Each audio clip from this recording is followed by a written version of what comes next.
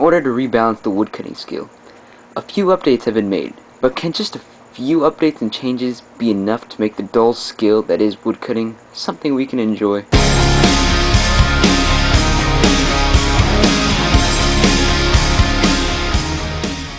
Biggest update here would definitely have to be the sawmill jobs. Here, you can be able to score woodcutting XP by completing jobs, as you will be crafting planks for an overseer named Jill. In order to take up some jobs, you must have at least 80 woodcutting.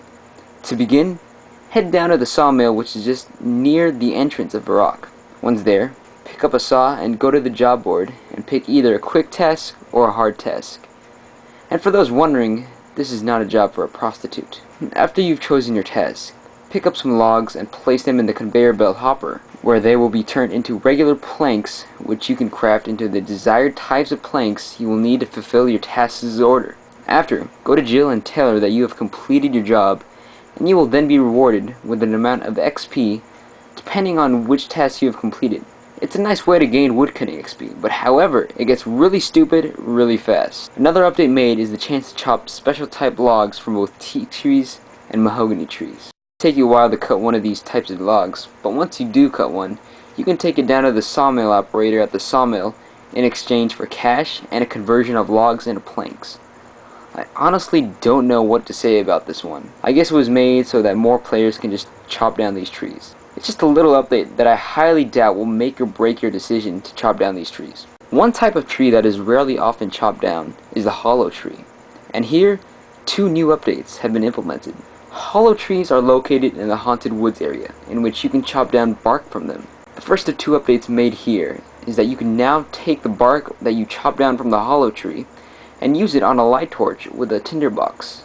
By doing so, your prayer will increase as well as the light surrounding the area. The second update made here is that the XP has been increased for when you chop down the tree and for when you receive a piece of bark from it. I like the idea of increasing the XP per chop, but I don't like the torch thing.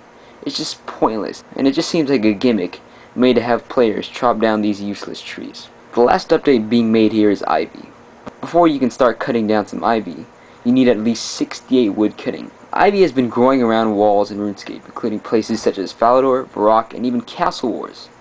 All you have to do here is just simply walk up to the ivy and cut it. I cut some ivy for about 20 minutes with my dragon hatchet, and I scored about 25k woodcutting XP. This alone makes the entire woodcutting rebalance useful, as it is a great way to raise your woodcutting level. So finally, here's the verdict. On the positive side, there are some absolute great ways to raise your woodcutting XP.